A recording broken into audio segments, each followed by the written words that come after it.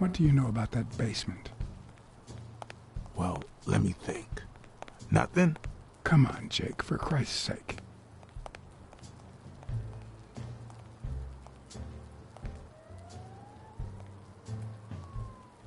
I'm running out of threats to get you talking, Jake. And frankly, I don't want things to get violent. I've come to get O'Leary several times, but they always make me wait in the dining room. One day it was so late that the restaurant was closed. They made me call from a payphone in that alley over there to let them know I was here. A few minutes later, O'Leary came out the back door, that red one there. All right. You stay by the payphone. Wait till I'm inside. If you see anyone, call the same number you did that one time. Let it ring twice and hang up. Got it? Screw you! A promising night indeed.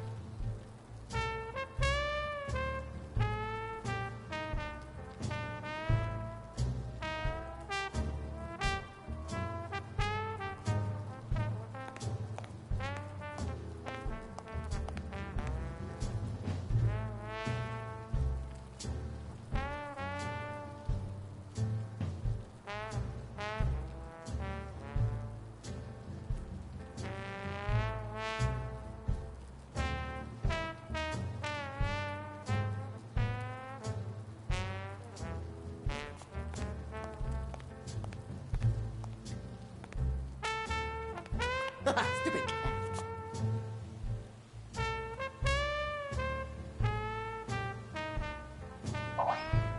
Does he need a shotgun to deal with suppliers?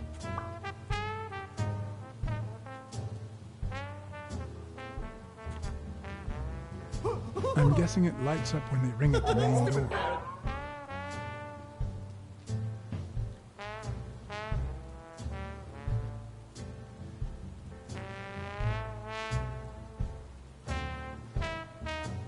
Would he even notice if I got in?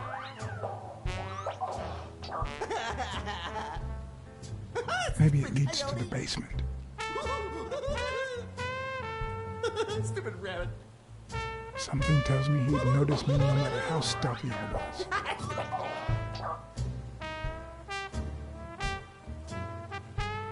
Or maybe this is the way to the basement and not that corridor.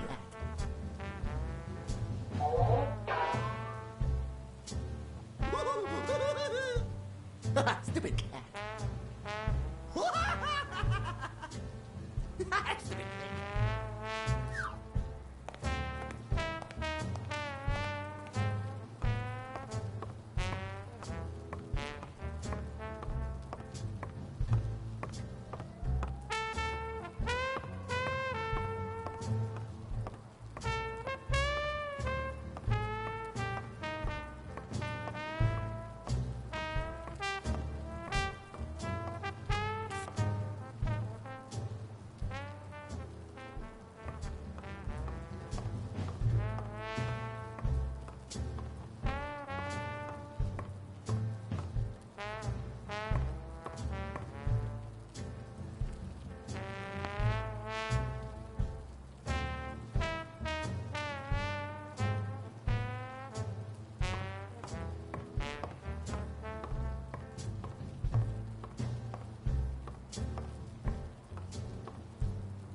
A bit too high to climb, if the basement I'm looking for were in that building.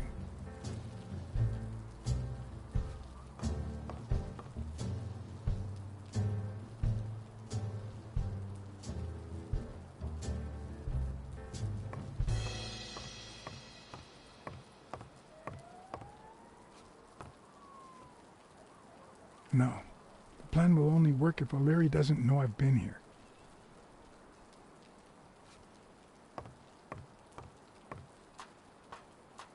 If I'm right, could it be an elevator shaft? How does this thing open?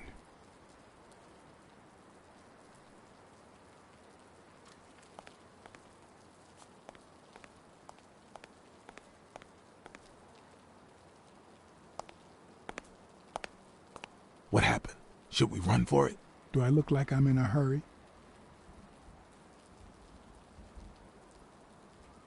There's a guy watching TV inside the restaurant. A red panda, I think. doesn't ring a bell. I don't recall any panda waiters. Are you done? What do you think?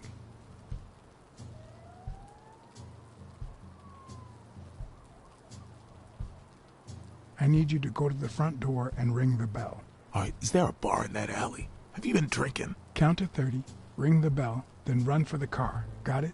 Whoa, you better send a bunch of Natalias my way after this. So, now what are you gonna do? I'll open the door with my lockpicks. Once I'm in, I'm still not sure if I'll take the hall or the door on the right.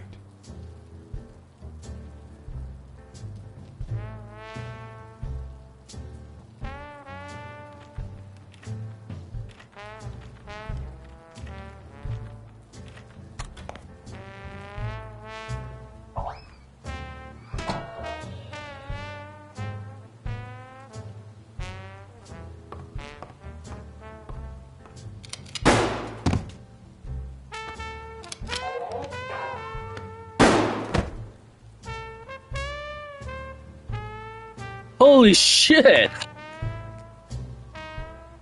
Whoa, you better send a bunch of Natalias my way after this. So, now what are you gonna do? I'll open the door with my lockpicks. Once I'm in, I'm still not sure if I'll take the hall or the door on the right.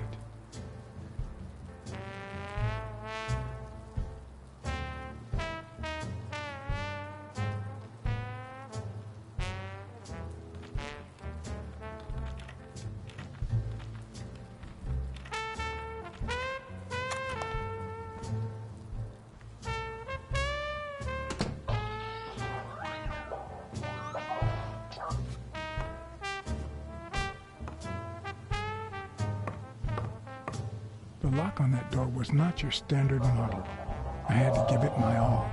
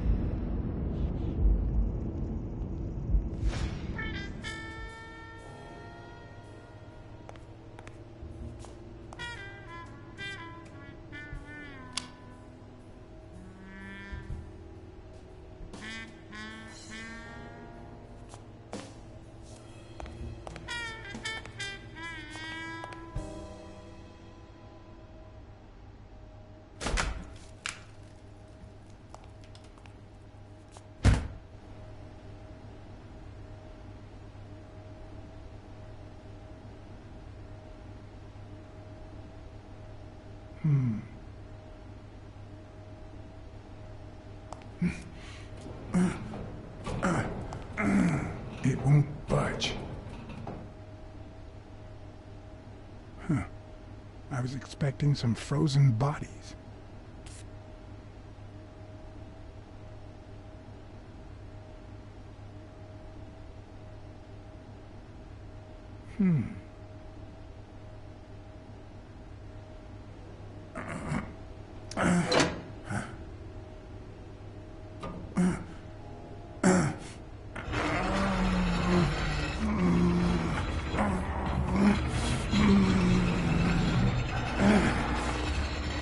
Dead bodies? Or more dead bodies?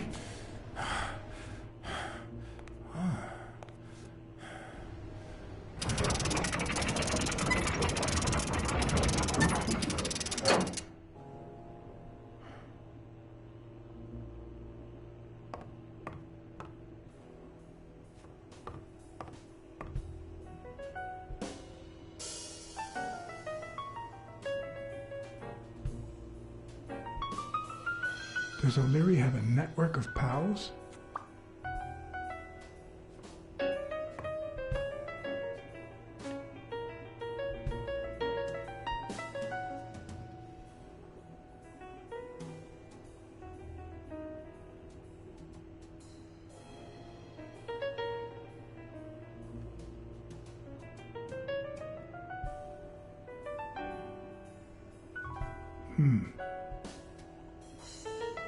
There's one on each table, except this one.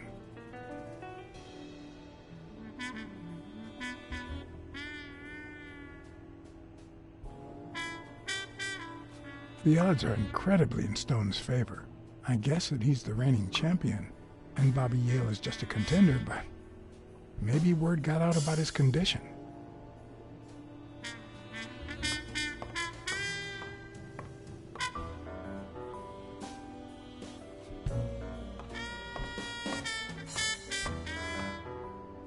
Wow, I didn't realize you could place so many bets on a single baseball game.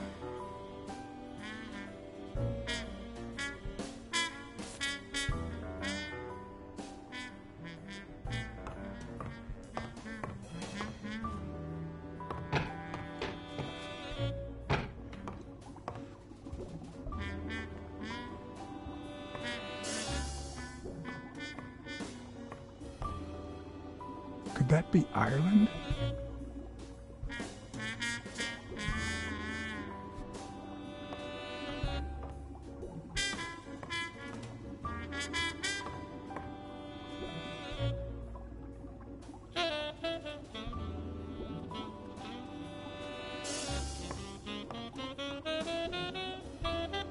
I'd say that's Ireland too.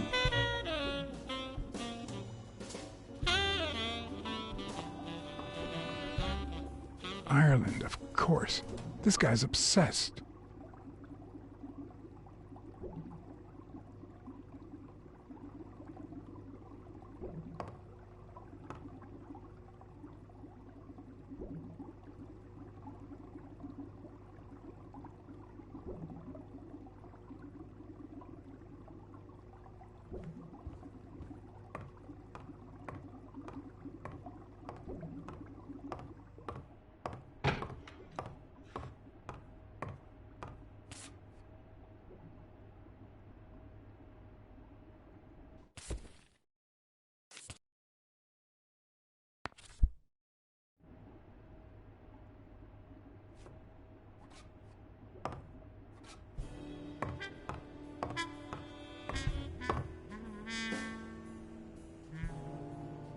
Sometimes I forget that criminals, even the office variety, have family and kids.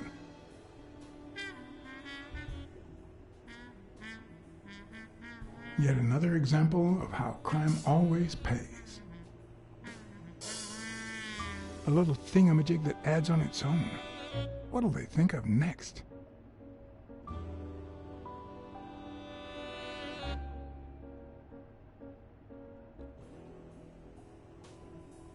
Hmm. 16 days until the fight.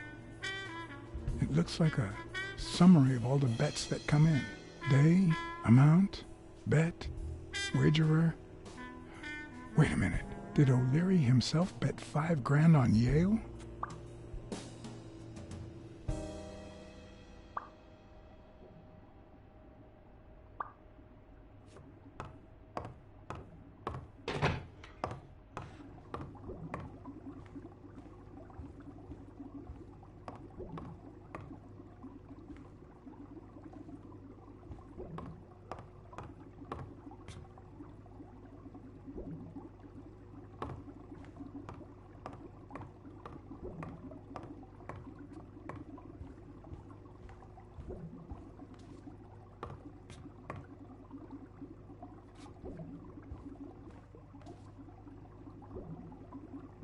A Crossler? The good news is, I don't need lockpicks to open it. The bad news, I didn't bring explosives.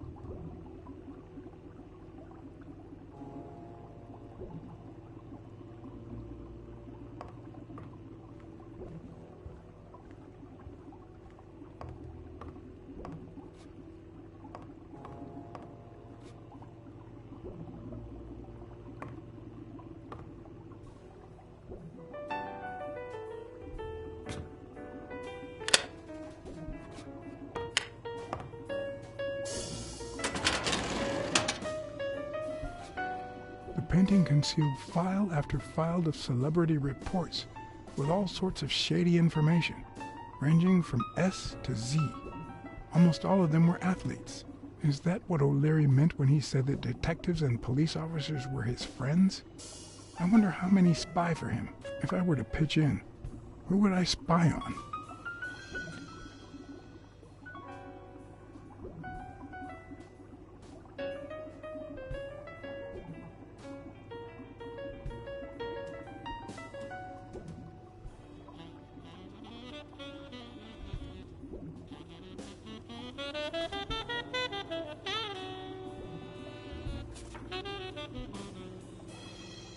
According to Stone's report, he was so clean, not to mention hard to corrupt, that O'Leary opted for a more subtle strategy. Apparently, when he broke up with the tennis player Helen Moore, he set her up with Stone. Lucky for him, they hit it off. As I put away the report, I stopped in my tracks.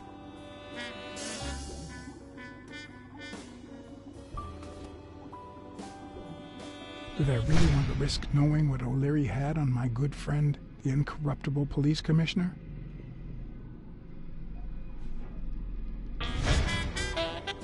I sighed in relief.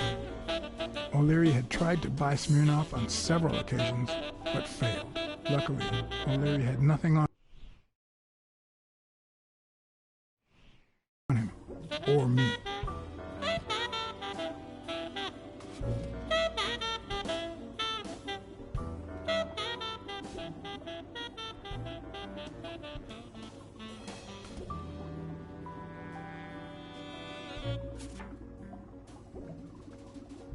Thorpe had been a rising football star before the war, which he came back from with honors and decorations. After the truce, he resumed his career. He won 3 season trophies and a couple of MVP awards. He retired after an accident that left him paralyzed from the waist down. He started his own sports advertising agency 4 years ago, but according to the files, O'Leary hadn't even tried to corrupt it.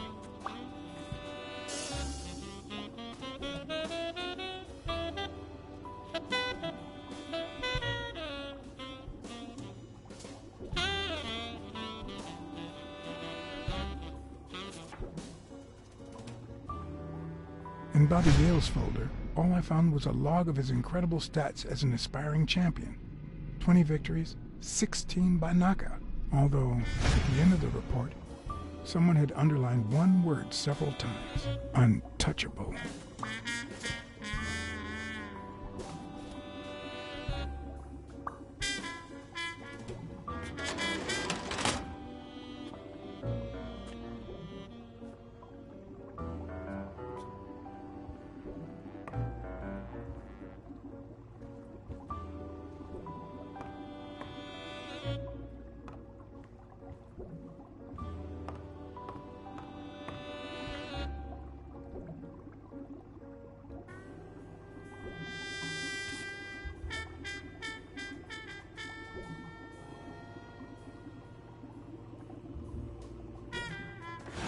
If they're not together anymore, why does O'Leary keep so many pictures of romantic moments with Helen Moore?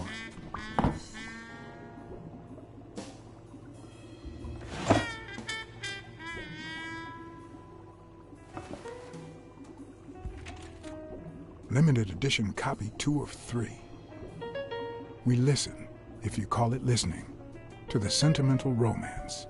Your eyes act like the moon.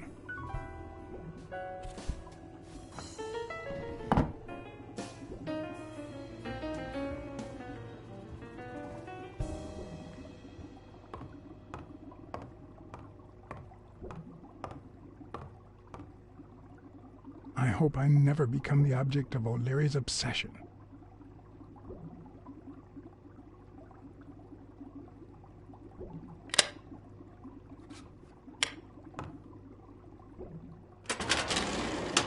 That's still fucking awesome.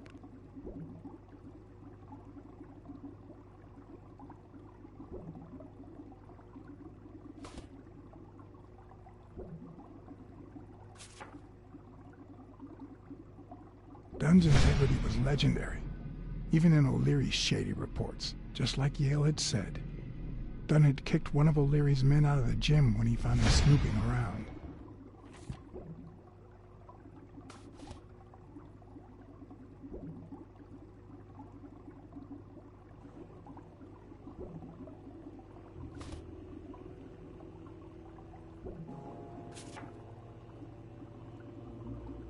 Cassidy's report was possibly the longest among all of O'Leary's files.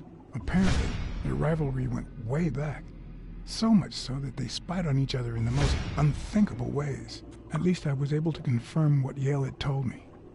Cassidy had threatened Dunn after he refused to join the managers' union.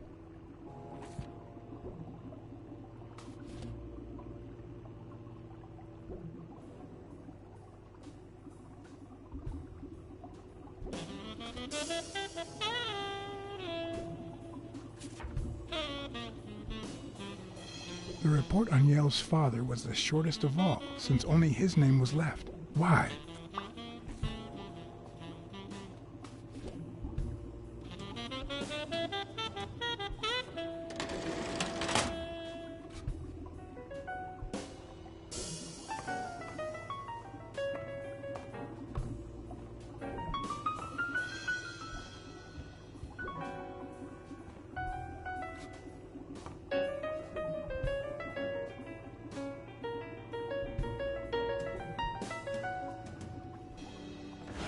Dunn had $200 in his safe.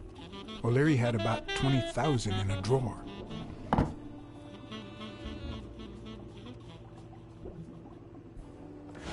Even Dunn had a gun in his office.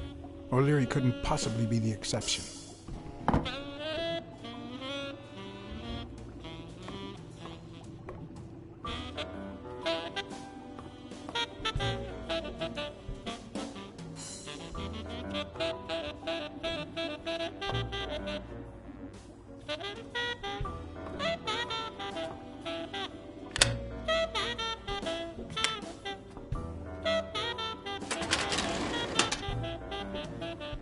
Luckily or not, files N through R included no one that I could somehow connect to the case.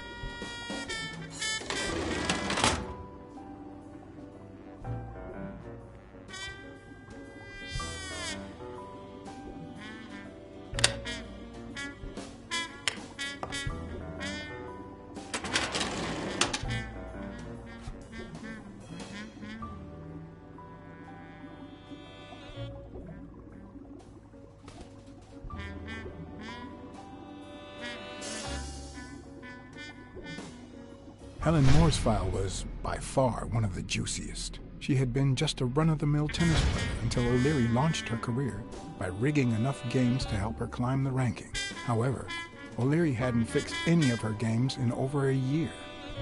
In spite of that, she remained undefeated. Be as it may, it was clear that O'Leary had enough information to ruin her career.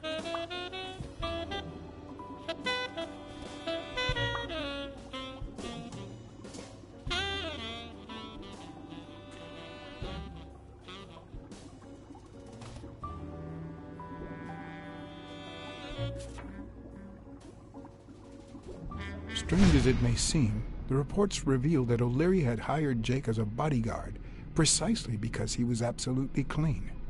Apparently, he liked to surround himself with honest people when he mingled with the high society.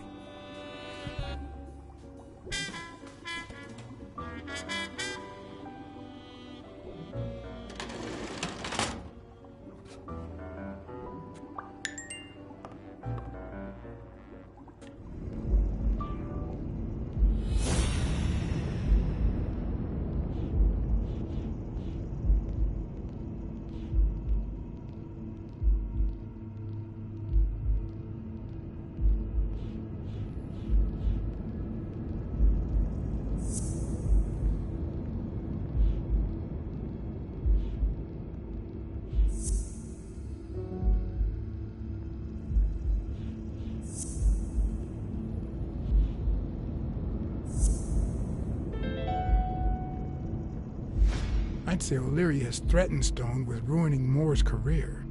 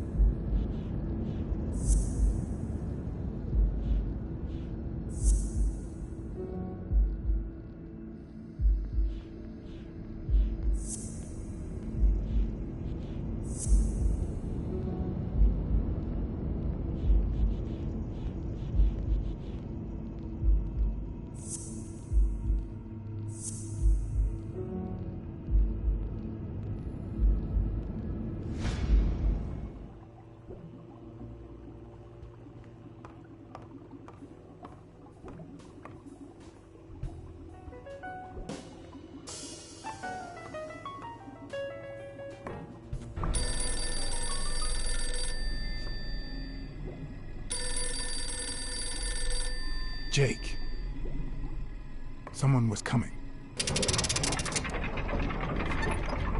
Are we or are we not exemplary workers, Jimmy? Here it is, middle of the night.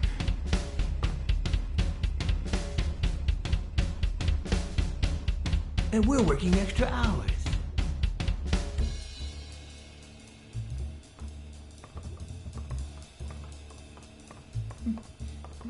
Hey, Jimmy, what do you think about that? I think he's scared stiff, Desmond. Why's that, Jimmy? We're giving you the red carpet treatment. We even let you in the boss's office. You're one lucky fellow. You can't say I don't treat you well, Jimmy.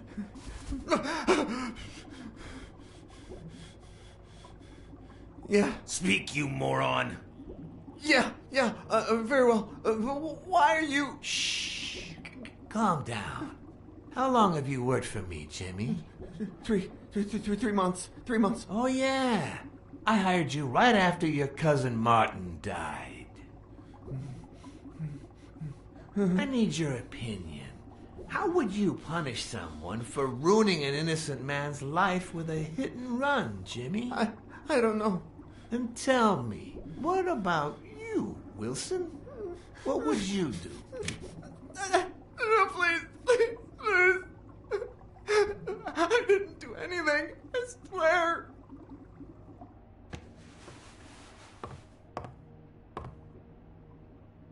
O'Leary, the police have surrounded you. You don't need to worry about that.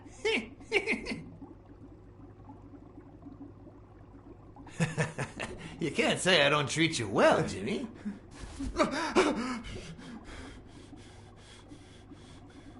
Yeah, Speak, you moron. yeah, very well. Why are you... Shh. Calm down. How long have you worked for me, Jimmy? 3 months. 3 months. Oh, yeah. I hired you right after your cousin Martin died. I need your opinion. How would you punish someone for ruining an innocent man's life with a hit and run, Jimmy? I don't know. Then tell me, what about you, Wilson? What would you do? No, please. I didn't do anything. I swear.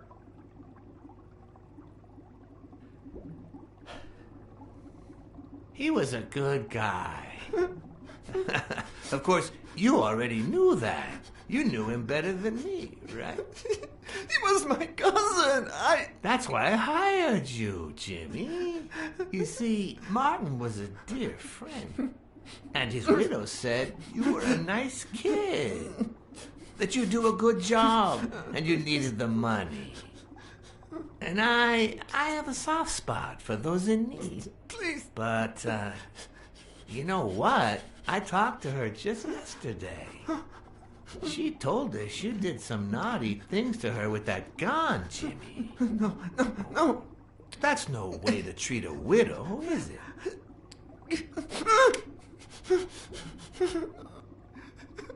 She's lying. Why would I do that? What about the kid? Are you so sure you know how long a kid can hold his breath? With his little head inside a toilet bowl? Son of a bitch. I didn't want to. It was his idea. Selfishly, I was glad I hadn't risked my life to save Jimmy. Maybe not even someone like him deserves to die. But one could also argue that I didn't deserve to die for someone like him. Who's your boss? Give me a name! Cassidy. It was his idea. He said you'd hired me if I'd managed to scare the widow, and I just... All right. Let's just calm down now. It's gonna be okay.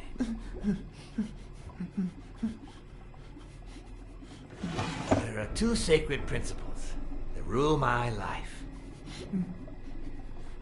The first principle is the love for my family. I do anything to protect them. The second principle, I never put my future in the hands of fate. I always play it nice and safe. And I would even add a third principle, or better yet, a rule. If anything threatens either of these two crucial principles, I take matters into my own hands. You see where this is going? For the first time, I got someone killed.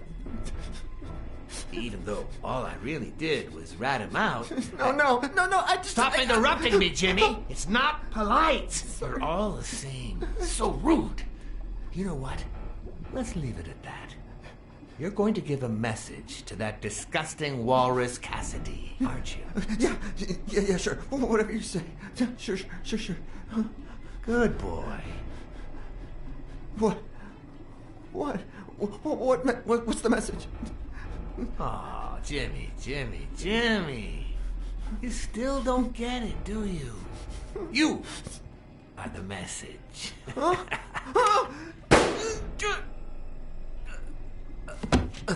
Come on. Wrap him up. Make sure Cassidy gets the message for breakfast, will you? I hope he chokes on it. Got it.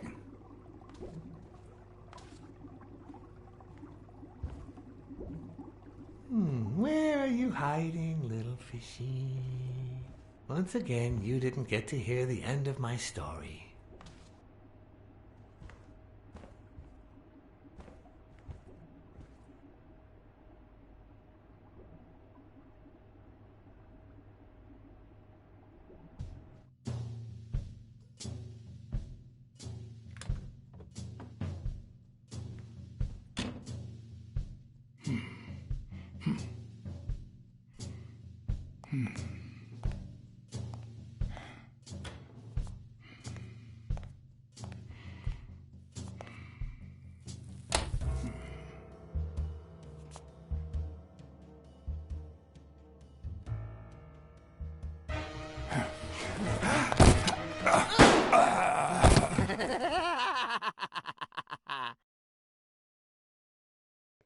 That fucking smile and laugh. Holy shit.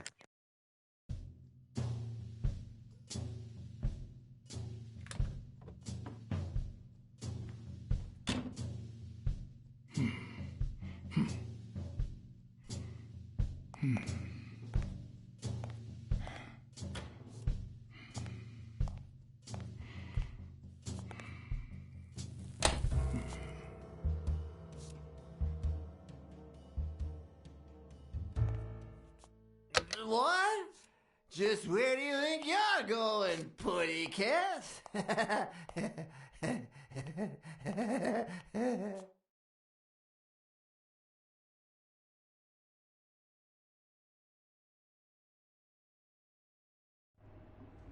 Two sacred principles rule my life. The first is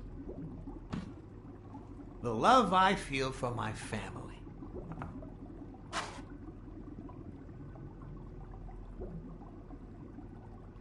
The second,